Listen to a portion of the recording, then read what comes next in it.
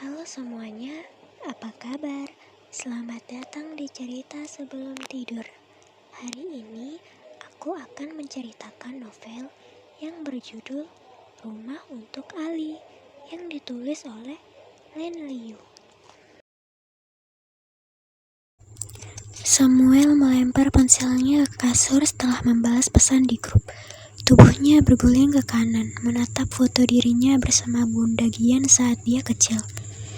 Dia lalu diam sejenak, mengenang kebahagiaan yang tercetak di foto itu. Dia tidak tuli dan buta. Sebelum Renda menginfokan perihal apa yang terjadi pada Ali, dia tahu semuanya.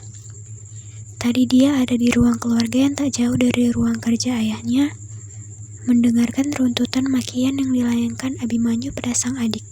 Saat itu dia tidak ada niatan untuk menolong. Samuel malah dengan santainya menyandarkan tubuh pada sofa saat tubuh Ali ditarik turun menuju halaman belakang.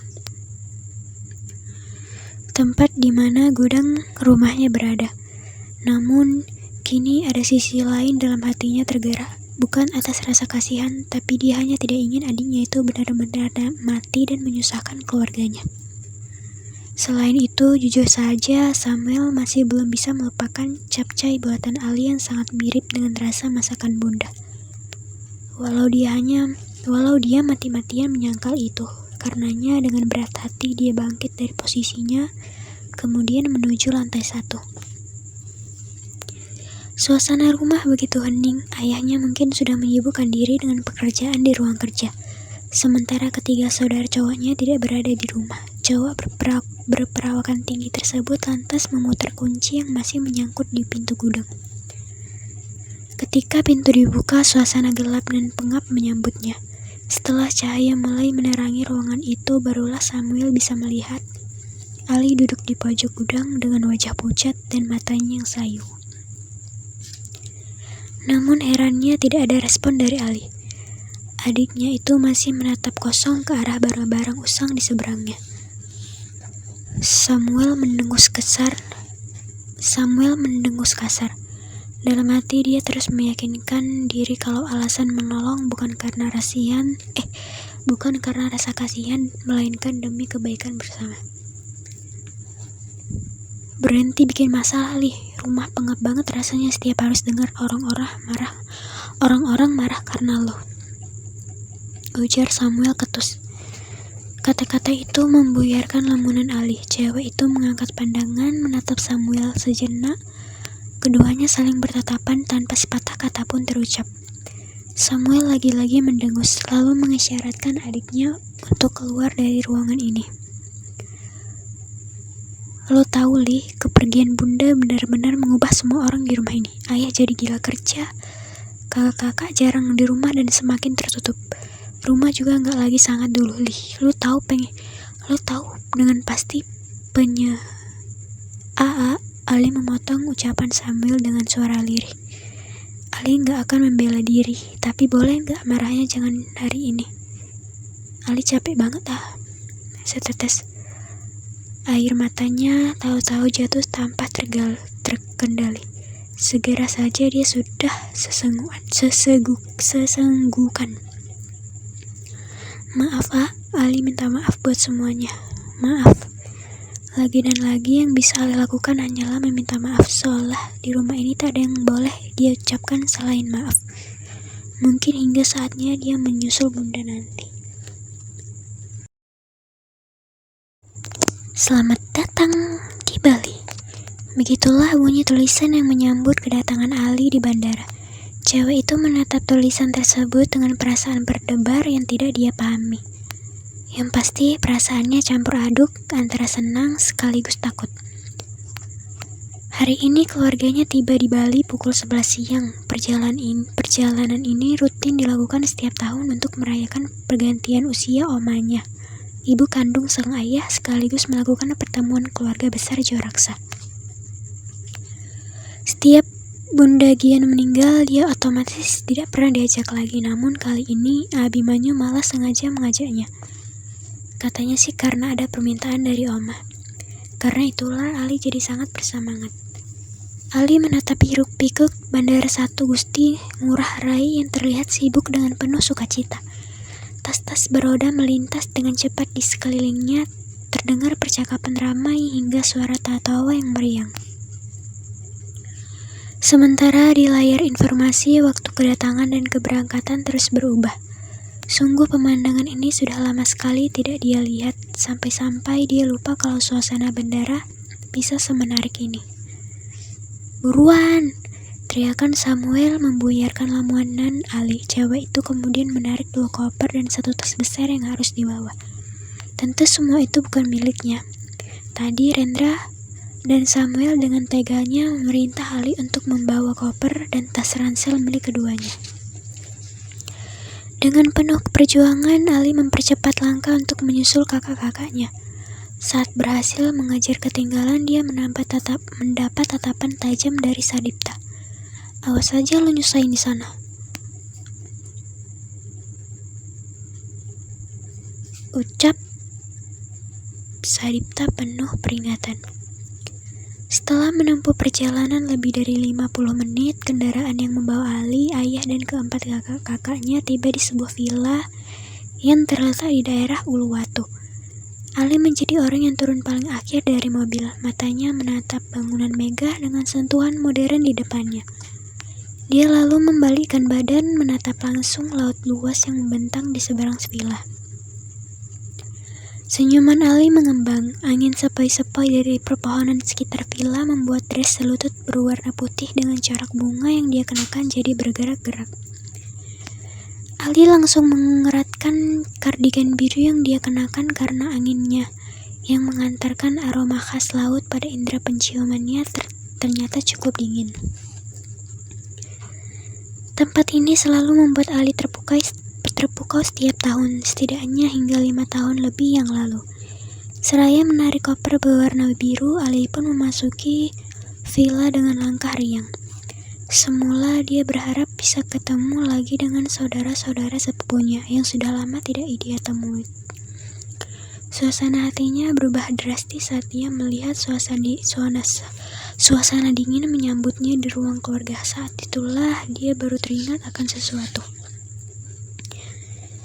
Ya, bahkan sejak Bunda Gian masih hidup pun, dia dan bundanya tidak pernah disambut hangat oleh keluarga besar Joraksa. Menurut mereka, Ali dan Bunda Gian hanyalah parasit yang akan menggerogoti harkat dan martabat keluarga. Selama beberapa waktu, Ali hanya berdiri diam memegangi kopernya, sementara adik-adik Abimanyu yang notabene adalah om dan tantenya memberi tatapan yang begitu dingin. Perut Ali mendadak mual. Biasanya, meski tidak pernah disambut baik, Ali masih mempunyai bunda dan keempat kakak yang akan menghiburnya. Namun kini, dia hanya sendiri. Keheningan yang canggung itu pecah setelah terdengar suara langkah menuruni tangga utama yang berada di tengah-tengah ruangan.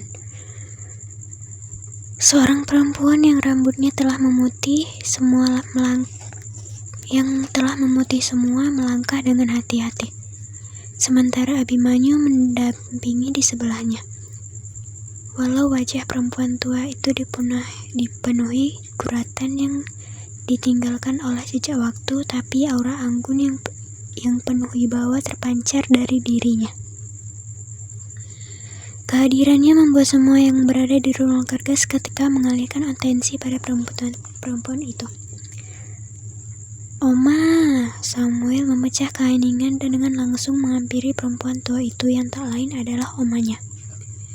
Dia langsung mencium tangan Oma dan lanjut mencium pipi kanan dan kiri perempuan itu. Sadipta, Rendra, dan Neta mengikuti jejak Samuel.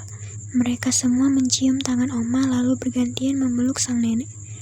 Ali yang masih berdiri diam melangkah ragu-ragu mendekati Oma, namun baru saja dia mengelurkan tangan untuk mencium tangan perempuan itu, terdengar suara dingin dari sang nenek. "Tidak usah cium tangan saya," kata Oma sembari mengibaskan tangannya. "Kamu anak pembantu, tempat kamu di dapur sana. Pergi bantu-bantu di belakang." Kata-kata itu menghujam Ali tepat di hatinya. Cewek itu terdiam seketika. Dia membeku. Saat itulah dia baru sadar untuk apa Oma memintanya kemari. bukan untuk menyambutnya dengan hangat, melainkan untuk menunjukkan pada Ali di mana posisinya dalam keluarga Joraksa. Acara makan malam untuk merayakan ulang tahun Oma berlangsung meriah. Ruang makan di villa keluarga itu disulap menyerupai dining hall dengan konsep buffet. Beberapa petugas catering berdiri di belakang stand makanan dan siap membantu siapa saja yang ingin mengambil hidangan yang tersaji.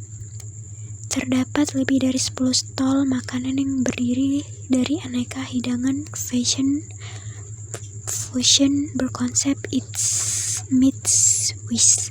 Dan itu belum termasuk stand untuk cemilan dan juga dessert.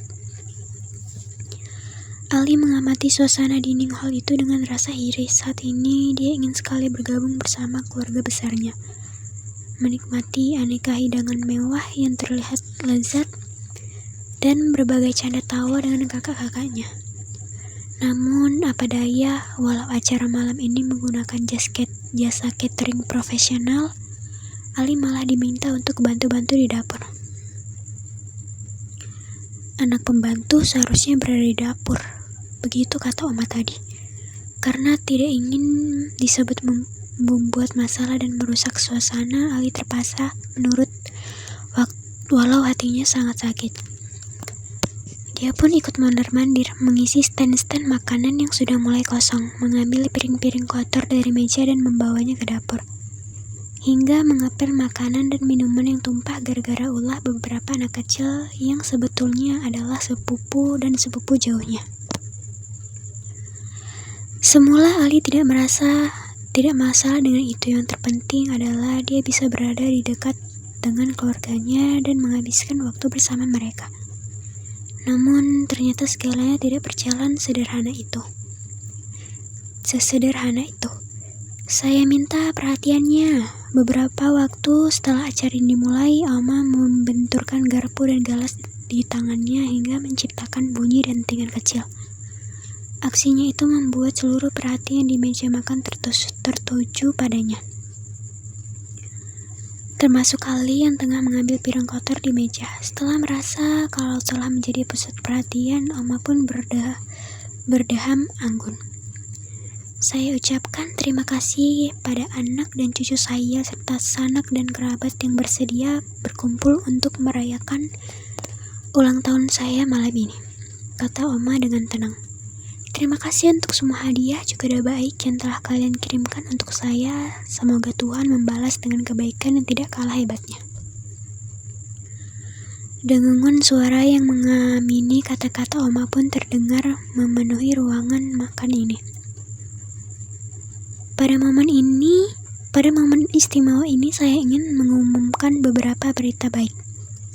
Pertama, saya mendengar kabar bahwa cucu saya, Sadipta, baru memenangkan lomba di dekat kampusnya. Luar biasa. Suara tepuk tangan pun terdengar bergemuruh. Ali ikut bertepuk tangan, walau dia baru tahu tentang itu, tapi dia ikut merasa bangga atas prestasi kakak sulungnya itu. Berita baik lainnya, Kezia, cucu kesayangan saya, baru memenangkan Olimpiade Fisika mewakili sekolahnya, kata Oma sembari melirik seorang cewek yang seumuran dengan Ali. Padahal Kezia baru kelas 10 ya, tapi sudah sangat berprestasi. Seperti itulah seharusnya keturunan Joraksa berperilaku di masyarakat. Mengharumkan nama keluarga dan bukannya menjadi. Oma menjeda kalimatnya sebelum menatap tajam Ali. Menjadi seorang pembunuh. Jantung Ali seketika terasa diremas saat mendengar itu. Kata-kata itu jelas tertuju untuknya, menghujam langsung tepat di jantungnya. Ali membeku dan dia hanya bisa berdiri dengan beberapa piring kotor berada di tangannya dan menatap nenek dengan mata yang berkaca-kaca. Tanpa memedulikan tatapan Ali, Oma kembali melanjutkan. Di ulang tahun ini saya sekaligus ingin menekankan pada anak cucu saya serta para kerabat bahwa penting sekali untuk melihat asal-usul seseorang sebelum memutuskan untuk memilih pasangan. Oma kembali terang-terangan menatap Ali. Bibit bebek bobot itu penting sekali. Bibit yang baik akan menghasilkan keturunan yang baik, sedangkan bibit yang tidak baik akan melahirkan keturunan yang tidak baik, yang akan membawa sial bagi keluarga Joraksa. Contohnya, kamu. Kata-kata itu kembali menghantam Ali dengan telak. Terlebih karena semua pasang mata kini menatapnya. Cewek itu seketika tergagap. Dadanya sesak, tahu-tahu pegangan tangannya melemah dan piring-piring yang ada di genggamannya meluncur bebas mengantai-lantai. Bunyi barang pecah belah pun terdengar, memegakkan keheningan yang baru saja terjadi. Dan pecahnya menyebar ke sekitar area meja makan. "Mama, kaki aku berdarah." Tangisan seorang bocah berusia 7 tahun terdengar, membuat perhatian isi ruangan itu tertuju pada bocah itu. Rupanya kakinya tergentulan pecahan piring yang tadi dijatuhkan oleh Ali. Ibu si bocah yang adalah adik Abimanyu seketika menggeram penuh emosi. Dia berdiri lalu mendorong Ali hingga cewek itu terhuyung mundur. "Dasar pembawa sial! Kamu betul-betul membuat pembawa sial untuk keluarga Joraksa ini. Pergi! Lebih baik kamu mati dan biarkan kamu hidup dengan tenang. Dan kami hidup dengan tenang." Air mata Ali seketika meluruh turun. Mulutnya seakan terkunci, tak bisa membela diri, dan tahu-tahu dia sudah berlari terisak-isak keluar villa.